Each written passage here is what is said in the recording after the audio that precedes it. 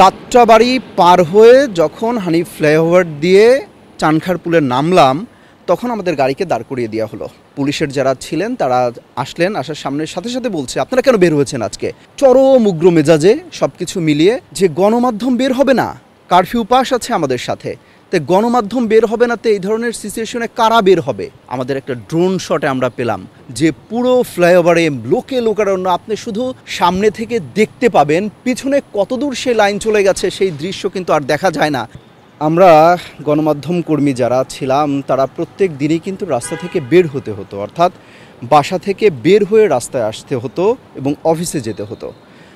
আমরা যেটা করেছি 4 আগস্ট বা তার আগ মুহূর্তে পরিস্থিতি তো উত্তপ্ত হতে থাকে, প্রতিদিনই কারফিউ ভেঙে যখন মানুষজন রাস্তায় নেমে আসে তখন পরিস্থিতি উত্তপ্ত হয়ে ওঠে। আমরা সবাই কিন্তু সেই দৃশ্য দেখেছি টেলিভিশনে, গণমাধ্যম কর্মী যারা ফিল্ডে ছিলেন তারা তো রিপোর্টিং করেছেন, তারা সারাদিন কাজ করেছেন চলেছেন, কিন্তু আমরা যারা ডেস্কে কাজ করতাম অথবা ডেস্কে লিড দিতাম, যারা ডেস্কে থেকে নিউজগুলো মেক করা হতো চলতো, প্রত্যেক দিনই তাদেরকে আবার অফিসে আসতে হতো এবং অফিস থেকে বাসায় ফিরে যেতে হতো।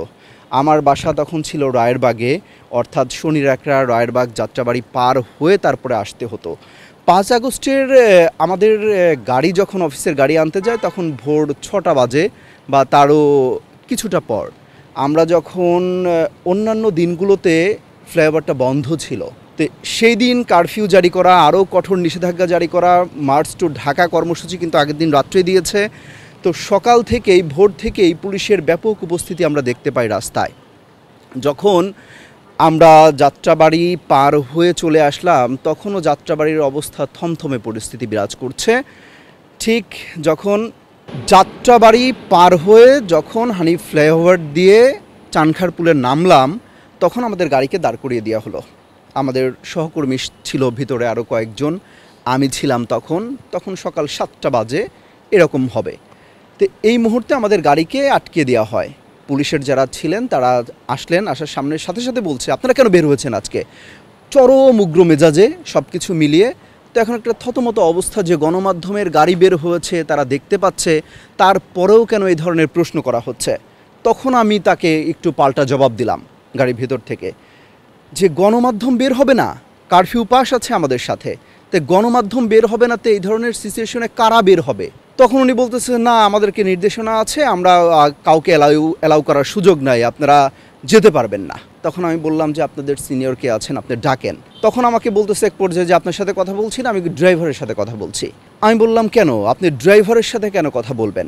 আপনার যদি কোনো ঊর্ধ্বতন কর্মকর্তা থাকেন তার সাথে কথা বলা যেতে পারে, এবং আপনি আমার সাথে কথা বলবেন, আমি তো তাকে নিয়ে এসেছি, আমার ড্রাইভার তো আমার জন্যই এসেছে, আপনি তার সাথে কেন কথা বলবেন?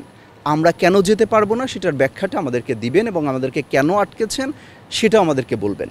পরবর্তীতে আরেকজন কর্মকর্তা ছিল, তখন তিনি বললেন যে ঠিক আছে আপনারা যান। তো গাড়ির ভেতর থেকে আমরা আসলে আলোচনা করছিলাম পুলিশ এই ধরনের উগ্র মেজাজি কেন তারা এই ধরনের আচরণ করছে, তারা কি বড় কিছু করতে যাচ্ছে কিনা।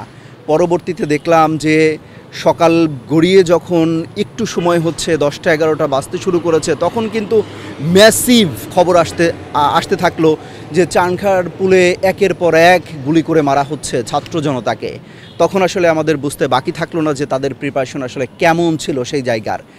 সবথেকে বেশি শঙ্কা ছিল যে যাত্রাবাড়িতে যেহেতু ম্যাসাকারগুলো বেশি হয়েছে আগের সময়গুলোতে, তে প্রত্যেকেরই ধারণা ছিল যে যারা নারায়ণগঞ্জ থেকে আসবে, যারা যাত্রাবাড়ি থেকে আসবে, শনির একটা থেকে আসবে, তারা সবাই কিন্তু এই চানখারপুল হয়েই হানিফ ফ্লাইওভার দিয়ে নামবে। প্রত্যেকেরই ধারণা ছিল যে যারা নারায়ণগঞ্জ থেকে আসবে, যারা যাত্রাবাড়ি থেকে আসবে, শনির একটা থেকে আসবে, তারা সবাই কিন্তু এই চানখারপুল হয়েই হানিফ ফ্লাইওভার দিয়ে নামবে। অর্থাৎ এই পয়েন্টটা তারা ব্লক করার চেষ্টা করেছিল শুরু থেকেই, যেন এই পয়েন্ট দিয়ে কেউ না ঢুকতে পারে। সেই জন্যই তারা আসলে আমাদের পরবর্তীতে যেটা আমরাও তথ্য পেয়েছি এবং আমরা মনে হয়েছে যে এই জন্যই তাদের করা নির্দেশনা ছিল যে এই পাশ দিয়ে যেন একটা পাখিও না ঢুকতে পারে, এই প্রস্তুতি তোমরা রেখো। সেই কারণেই কিন্তু 5 আগস্ট সকাল থেকে ওইখানে একের পর এক লাশ পড়তে থাকে। আমরা যেটা গণমাধ্যমে দেখেছি, আমাদের সহকর্মীরা যারা মাঠে ছিলেন তারা কিন্তু এই ধরনের খবর আমাদেরকে বারবার পাঠাচ্ছিলেন যে কোন জায়গায় কী অবস্থা। একই সাথে আমরা কিন্তু সকালে যখন অফিসে ঢুকি 7:30টার মধ্যে, যখন 8টার আগেই অফিসে আমরা ইন করে ফেলি ঢুকি, তখন আমাদের অন্যান্য সহকর্মীদেরকে জিজ্ঞেস করছিলাম আসলে তা কেউ মিরপুর থেকে গিয়েছে, কেউ দেখা যাচ্ছে মোহাম্মদপুর থেকে গিয়েছে, তারা সকালের পরিস্থিতিটা কেমন দেখছে, আসলে কেমন ছিল 5 আগস্ট সকালের দৃশ্যটা। আমি যেমন রায়েরবাগ থেকে যখন আসি তখন পুলিশ প্রশাসন মোড়ে মোড়ে ছিল, তার বাইরে কিন্তু কোনো ছাত্র ছিল না, জনতা ছিল না, কেউ ছিল না, একদম থমথমে একটা অবস্থা, পুরো ফ্লাইওভার ফাঁকা। আগের দিনগুলোতে যখন বন্ধ ছিল, লোকজন ছিল না, পুরো ফ্লাইওভারটা কিন্তু ফাঁকা ছিল। আমরা সেই সময় দেখতে পেলাম যে সকাল নাগাদ কেউ ফ্লাইওভারের দিকে আসে নাই, যায় নাই।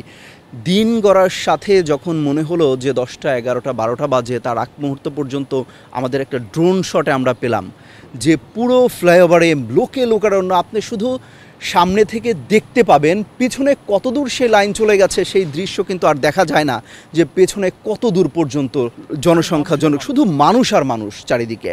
এই পরিস্থিতি ছিল 5 আগস্টের সকালের দৃশ্য, এটা দেখলাম। এবং বিকেলে যখন আমরা সন্ধ্যার শেষে যখন শেখ হাসিনা পালিয়ে চলে গেল দুপুরের দিকে, তারপরে যখন বিজয় উল্লাস হলো, তারপরেও কিন্তু ম্যাসাকার হয়েছে।